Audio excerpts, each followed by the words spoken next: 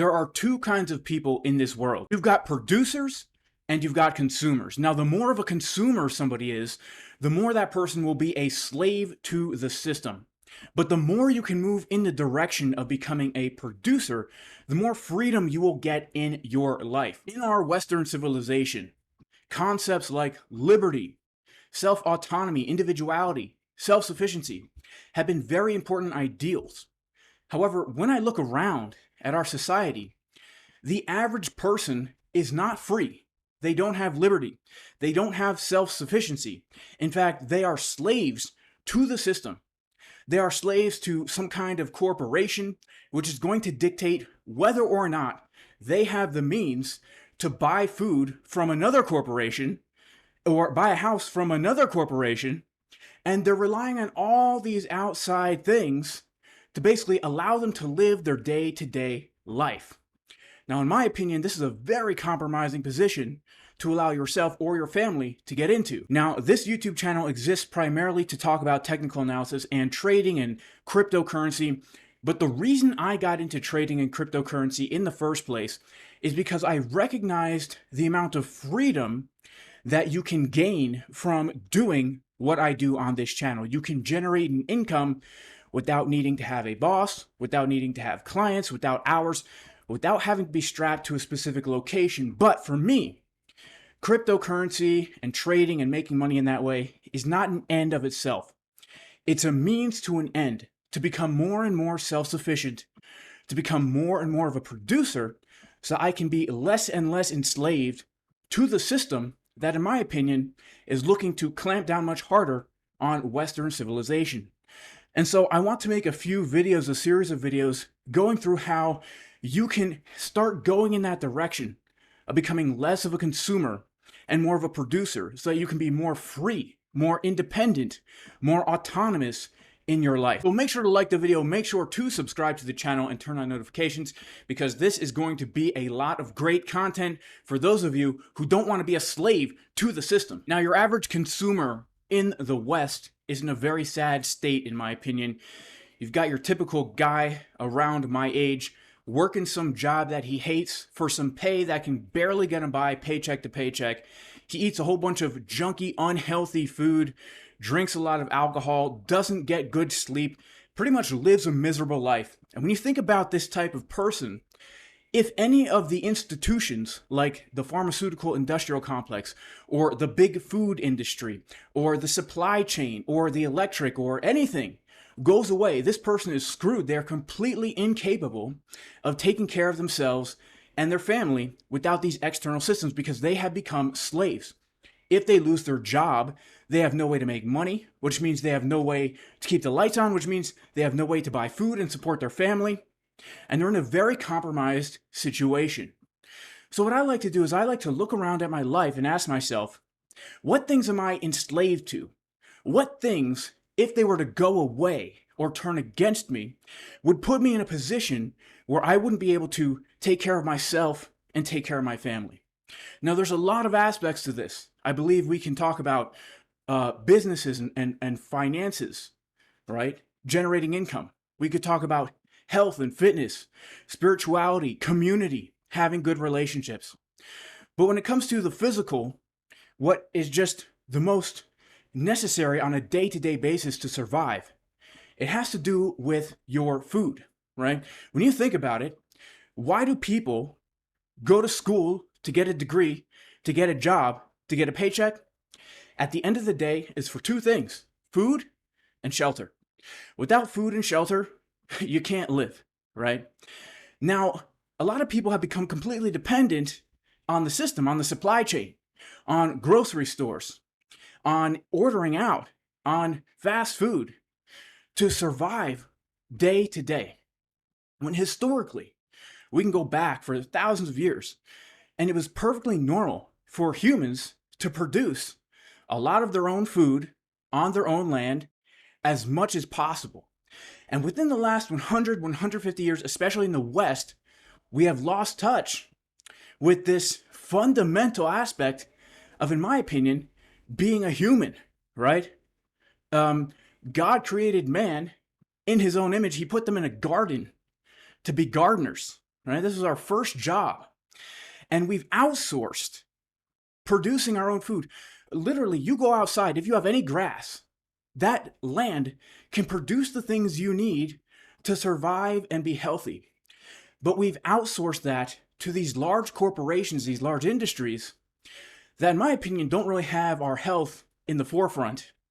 And also, we have now lost touch with what food is, where food comes from, and not only has it made us slaves to the grocery store and the supply chain, but it's caused us to lose touch with what it means to be human. The agricultural industrial complex is depleting the soil, is causing animals to be sick, and in effect is causing us to be sick. And it's actually killing us slowly over time. Now, being the best trader in the world, being a Bitcoin millionaire, billionaire, it's not going to help you at all if you can't buy food. Because I don't know if you knew this, but you like to eat. And you like to eat a lot. And if you don't have a way to produce food for yourself and for your family, nothing else really matters when it comes to the physical. I'm not talking about anything spiritual here. When it comes to physically surviving in this body, if you don't have food, nothing else matters. When it comes to growing and producing your own food, the three things that I always keep in mind is, number one, how many calories can this crop produce?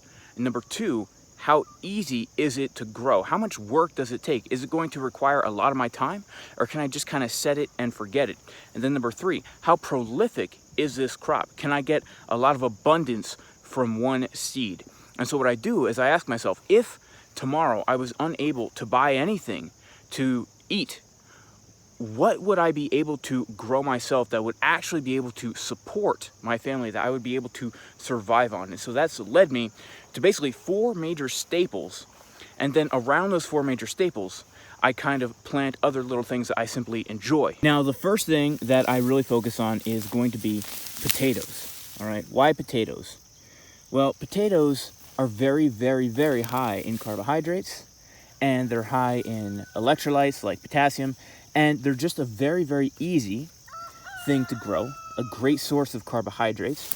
And when we're talking about calories, right, how much actual energy can I get per crop that I'm planting? Well, potatoes are going to be very, very high up there, right? And another thing I really like about potatoes is they are very, very easy to grow, right? They're super easy to grow. I think anybody can grow potatoes because all you really need to do is bury them in the dirt. And after you bury them in the dirt, they will, honestly, they will just grow. Now look at this is literally one plant of potatoes, guys. One potato, actually, I shouldn't even say one potato. One piece of a potato is giving me all these potatoes right here, okay? Now, a lot of people, they complain about food being so expensive, right? Food being so expensive. Now, let me ask you a question. How much does a box or a bag of potatoes cost, right? You buy a bag of red potatoes. Let's say you get a whole bunch of these red potatoes here. And it probably, you know, I have no idea because I haven't bought potatoes in a long time. But from that one bag of potatoes, you could cut each one of these potatoes into 2 or 3 pieces. And each potato gives you 2 or 3 potato plants. So you buy a 20-pound sack of potatoes, and you cut each one of those potatoes up into 2 or 3 pieces. And now you have triple the amount of potato plants as potatoes that you bought. And you can just keep on doing this year after year. Like these potatoes are generations old, and go back far enough. I literally bought these potatoes from a grocery store a long time ago. And these are the great-great-great-great-great-great-grandchildren, right? Now, this is one potato plant. And potatoes, again, so many calories. If your goal is how would I survive if I couldn't go to the store, that's the mindset I do this with. A potato is so awesome. Now, again, all you do is bury it in the ground. When it starts to sprout, you just cover it with more dirt. And then once the plants start to turn brown and die back, you can harvest yourself all these potatoes. Now, for the price of potatoes, it doesn't make sense to me why anybody who has any land at all doesn't grow potatoes. If you have grass, if you have a balcony where you can have 5-gallon buckets full of dirt, you should be growing potatoes because it's a very, very cheap way to produce a very, very high amount of calories for you and your family, and they store very well. There's a lot of things you can do with your potatoes after you harvest them to keep them all year round. In fact, I still have potatoes from last year's harvest. You can can them. You can make mashed potatoes and put them in a freezer. You can dehydrate them and then put them in a blender and basically have powdered potatoes that you can rehydrate. But one of the ways I also really like to store my potatoes is this. I set up sawhorses and I put plywood down and I just layer these potatoes here and then I cover them with some kind of covering. In this case, it's just a moving blanket you can get very, very inexpensively. And over here I've got just a throw rug. And then what you can do is basically these will stay good until like March or April, where they really start to become a little bit inedible because there's too many eyes. And you can layer them on top of each other as well. Like you can put another layer of potatoes here and then put another blanket down on top. And again, this will last a very long time. And what you want to make sure you do is don't let the potatoes touch each other. Because if one goes rotten, it won't spread to another potato. So it's very, very convenient in that way. And again, guys, this is like the foundation of my growing. Potatoes so much better to grow than any kind of grain. You really don't have to worry about pests. You can grow them in the worst soil conditions. I've literally grown potatoes in the worst rocky soil, has never been worked before. And I've gotten some of the most prolific harvests ever in the worst soil conditions. The second staple that I highly recommend is beans. This is a giant bowl of beans that I harvested yesterday. Here's one of those giant ones. Would you look at that thing? Why beans? Well, again, they're very prolific. They produce a lot, and you don't really have to do much work to maintain them. And when the plant becomes fully mature and dries out, it actually puts nitrogen back into the soil. And I'm such a big fan of beans because you can either eat them when they're green, like green string beans, like these. These are some really long. Shout out to Honest Seed Co. Honest Seed Co. They watch my YouTube channel. Shout out to you. Sent me some of these seeds for free of these super long green beans. But look, you can eat them when they're green. You can can them, you can freeze them, or you can wait until they dry. And once they dry, then you have beans, and they're so easy to store, and you can eat them as dry beans like a pinto bean or a kidney bean. Now, beans, they provide carbohydrates just like the potatoes do, but they also provide protein. There's protein in the beans, and there's a lot of vitamins and nutrients in them if you prepare them properly. Like your dry beans, you got to make sure that you soak them and get all those phytic acids or whatever it is out. But then you have yourself a really good source of protein and carbohydrate. Now, if you combine beans and potatoes, you have a pretty dang nutritious meal.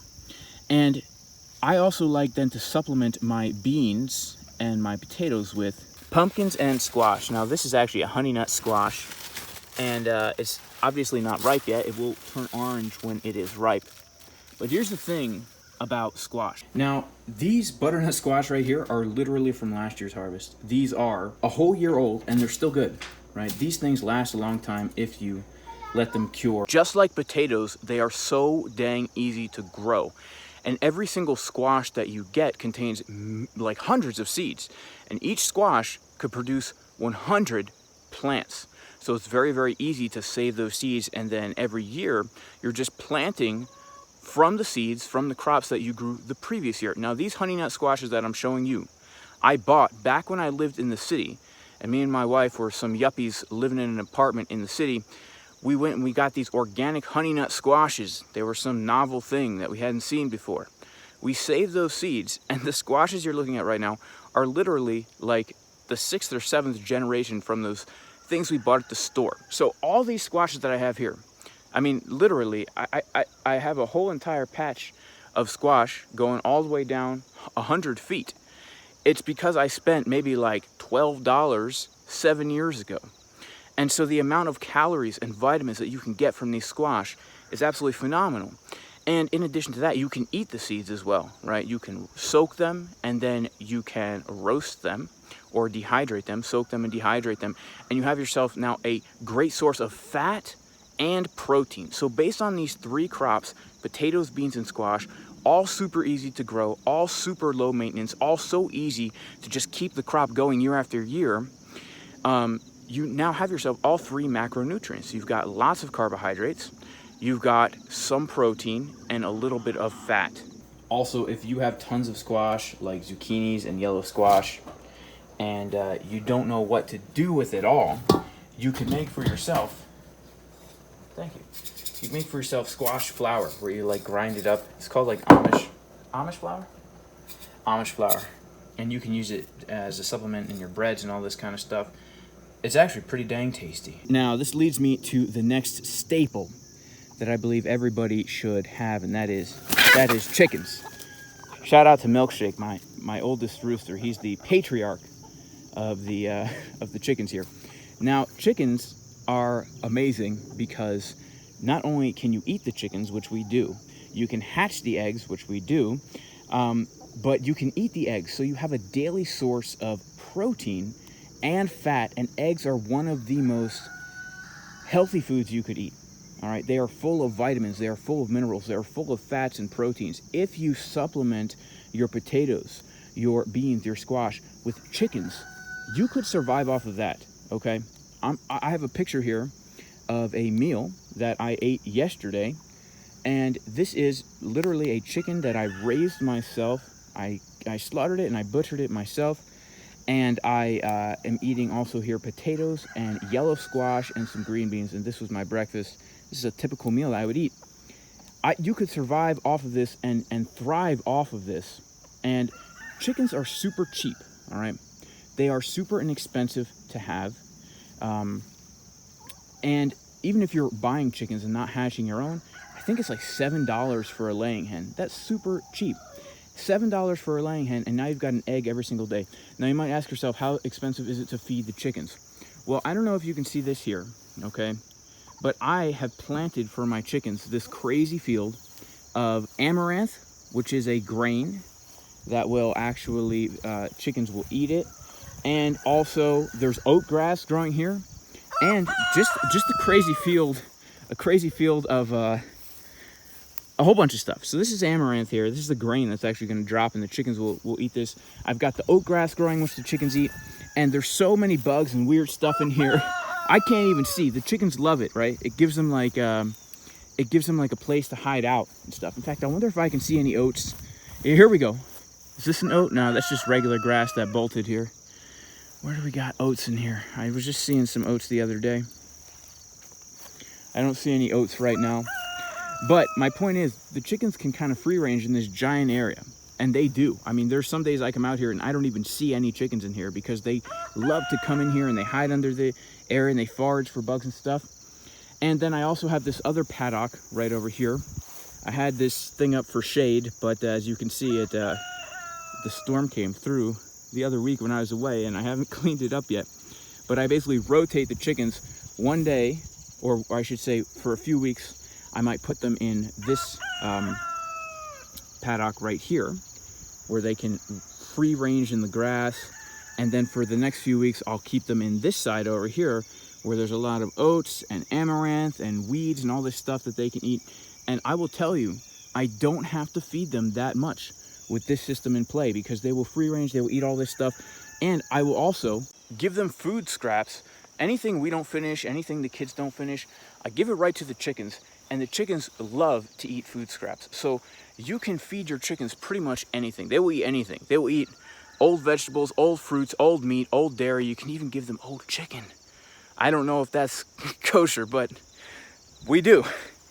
And as long as they're laying eggs every single day, you know that they're healthy. So it really is not that expensive to maintain chickens. Now, you also have to think you're saving money in all these other areas, because you're growing lots of your own food. Now also, like I said, we hatch our own eggs, which you can do very inexpensively if you have an incubator. You know, sometimes you could do it on the hen, but it's a little bit more difficult.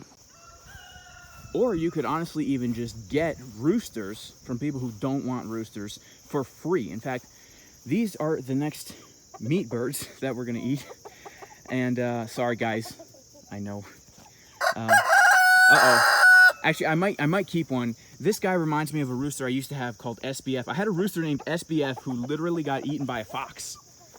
And so I like this guy right here. He might stay, because he's a beautiful guy. I might keep one of these guys too because they are so beautiful and they're fat, right? You want those fat roosters to make those fat chicks for those fat...